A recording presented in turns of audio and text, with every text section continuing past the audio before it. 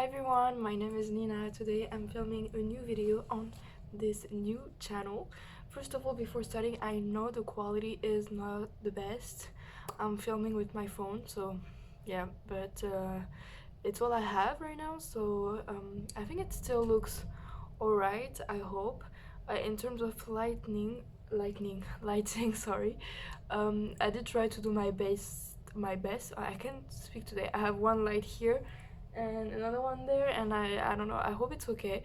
I think it's alright, but outside it's really rainy and everything, so the weather is not helping me to have like a good like natural lighting or whatever. But yeah, me when I'm watching videos, I don't mind if it's like yellow lights or whatever, so I hope it's the same for you. And today's video is going to be a bit special because I'm going to talk about my life experience and try to make it general. I don't know if that makes sense, but yeah, I'm going to talk about my life experience and try to talk about life topics while I'm talking about it. So before continuing with the video, I just wanted to give a little definition of a third culture kid.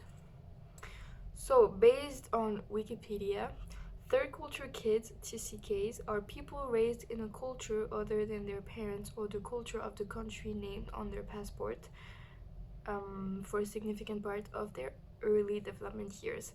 So yeah, that's what happened with me. I grew up in different countries, and they were not my country of origin. So I'm from France. On my passport it said that I'm French.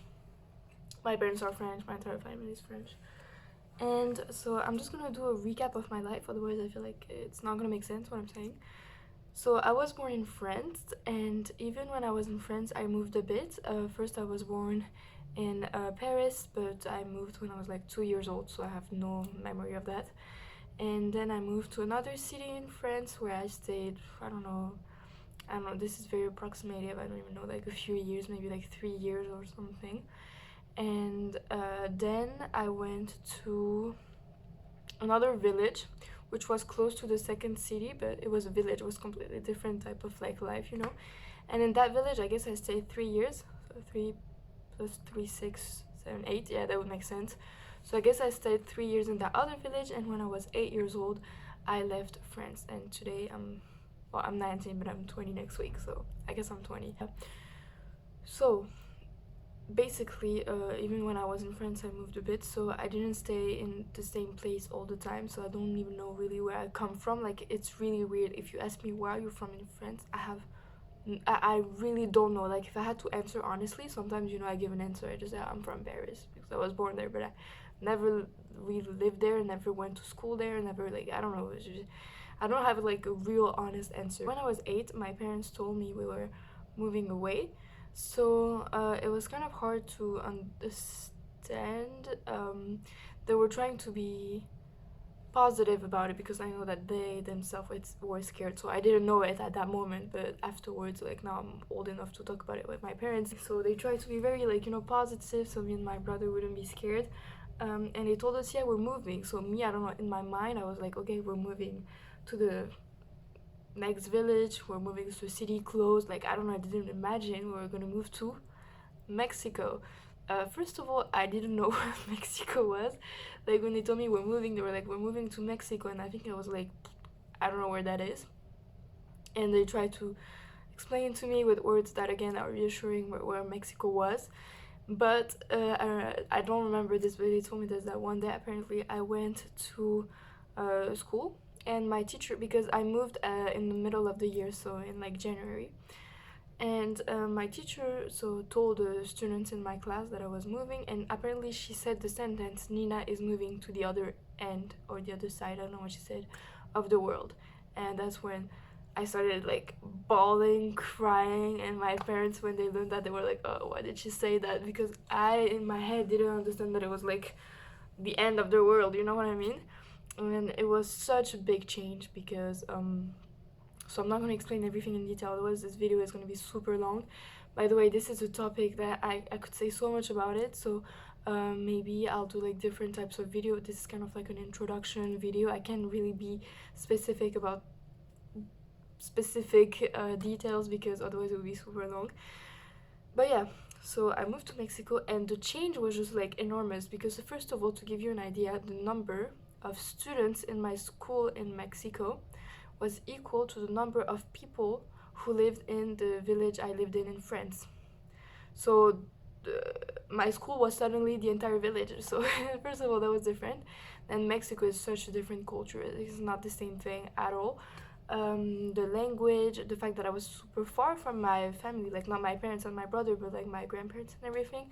So suddenly I could see them, only once a year. Yeah, it was just like a lot of change. So at the beginning, it did take time to get used to it, but eventually I did. And now when I think back, Mexico was just like crazy amazing because it was so, I don't know, I learned so much, and I experienced so much. And when I think about it, it was just like a holiday, a never ending holiday because I went there when I was, yeah, like I said, not 8 9. So I didn't have that much homework. I did so many activities. The way of living is just so different, like in France I was having a completely different life, like everything was just like super different. And so I'm very grateful, even though it was hard to like get used to everything, to be honest. And then my parents told me, so at that point, when I was 13, my parents told me we were moving away another time. And at that point, I spoke French and Spanish, but not really English. And I was 13, and anyways, we didn't have a choice because my dad was moved to another city, country in the US, in Tennessee, and again, kind of in the middle of nowhere. There were no French schools, so I had to go to an American school. Like, we didn't have a choice, we had to move for my dad's job. So it was kind of like, well, Nina, you'll have to go to an American school, At first, I didn't understand how hard it was gonna be, but that moment was super hard because you have to imagine I was 13, so I was young, but not that young. Like, for my brother, it was different because he was in primary school, and in the US, in primary school you have your class and everything, so we didn't have the same experience. And me, I was in middle school. I think I was in 7th grade, and I think again I arrived in the middle of the year, and it was just so confusing because nobody spoke French. There was one French teacher in the school, but like she couldn't be with me 24/7. So I literally would go to school, sit in class, and be like, I have no clue. Like, I was with English, like American people. I mean, that the entire class was in English, and I didn't understand. I just knew how to say hello, bye, and stuff like that. And it was really, really, really hard. It's just like I don't know how to explain it, but imagine going to school every day, every day, every day. You have to go to school. You sit in class and you don't understand what's happening. People come talk to you, try to be friends with you, and you're just like, I don't know what you're saying. Like, and many things that you don't even think about. But first of all, in the French system in middle school, when you have a class, you're with the same class the entire day, except if you have some different classes, but you're with the same students. In the US, it's not like that. Every hour you change class, you go from math to French to whatever, and you change students in the class. And well, they explained that to me, but I didn't understand what they were saying. So I remember the first days, like, I would follow the one person that I saw in my class before and end up in the wrong class, and they would be like, whoa, you're not supposed to be in that class. It was just a complete mess. I was so confused. And fortunately, my parents had the opportunity to live again in the US, but this time in Michigan, and there was a French school. So I went to a French school. It was again like French American school, so I had still English classes and French classes, so I could speak both. But it was way easier because I was with French people, so they could explain to me how things worked. And there, yeah, it was so much easier, and there I learned English. And yeah, so I stayed there 2 years, and after that we moved again, this time to Germany. Another school problem. So this time I was like 15, and there was no French school. Well, there was one French school, but you had to speak French and German to go there. I didn't speak German, so I was like, no, no, no, we're not doing the same thing again. Especially it was like high school time, so I couldn't just get there like this. No, no, no. So I had to go to, there was the IB school, so I had to go to the school where classes are taught in English. And my parents hesitated between like me going to a French system or me going to the English school, but my dad had to work in Germany, so it was like, or I go with my mom and brother. We live in France. We go to a French school. My dad studied in Germany, but we wanted to stay, together. So we didn't do that. So I just want to say that because I just want to explain how hard it is also, when you're parents to make those kind of decisions because you have to kind of follow where the job takes you and so I really acknowledge the fact that it's hard. You have to make hard decisions. And so I went to that IB school. And actually, in terms of English, it wasn't a problem because I spoke English. It's just the system was so different from French school that I was like, What? at the beginning, I didn't know what to do. Like, they would be like, teachers would tell me, okay, you have to write an essay for next week, and I would be like, what is an essay? Like IB schools are really like critical thinking and stuff like this, and in French school it was kind of just you had to memorize stuff. So the way of learning I was like confused, but now I'm so grateful I did it because I don't know, like I learned how to be. I learned how to do stuff that I didn't learn in French school, and now my English is way better.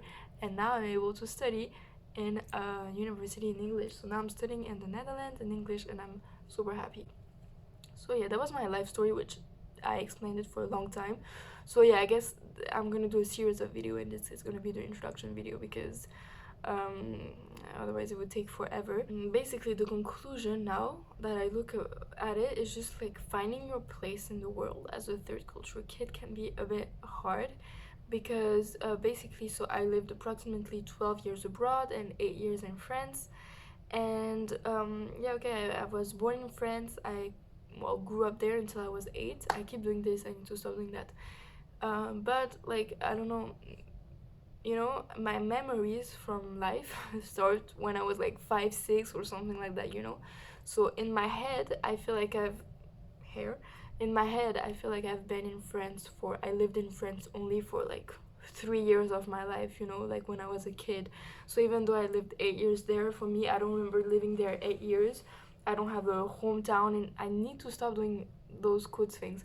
I don't have a hometown in France, like uh, sometimes I go back to France and like I have French friends and they talk to me and I'm just like I don't understand what you're doing, what you're saying. Like expressions, it's just like even my brother, because now my family, my parents and my younger brother went back to France. Sometimes I go there, my brother talks, and I'm just like, what are you saying? Like words that I've never heard before, just because I didn't grow up in France, and some words that teenagers use, I really don't know what they mean. But yeah, that's the detail. We don't really care about that. Therefore, sometimes it's kind of weird because, like, on your passport it says you're French, so you have to say that you're French. I'm not gonna be like, yo, I'm Mexican because I lived there from when I was 8 to 13. Because no, I'm not Mexican. I don't come from Mexico. I don't come from the US. I don't come from Germany, But so I say I'm French. I'm French, sorry, but then when you ask me which city are you from, I don't know. uh, I don't remember a lot of me living in France. Like I don't. Well, my parents are French, so they taught me the culture and stuff. So I do still know a lot about the culture, and I go there every year and everything. It's kind of a weird feeling, especially because when I was young, I would just like follow my parents everywhere. So when my dad would go from one place to another for his job, I would just follow because I was a kid. But now, like I'm an adult, so I build my own path. I don't know how to explain it because some people don't understand it and tell me, well, why don't you just come back to France, come back to your home country. I haven't studied French since like, how long has it been, like 5 years now, something like that. So I don't even know how to write.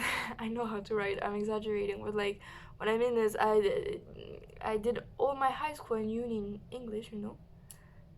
um, I don't know where home city to go to. My family is like scattered all around France. Most of my friends don't live in France.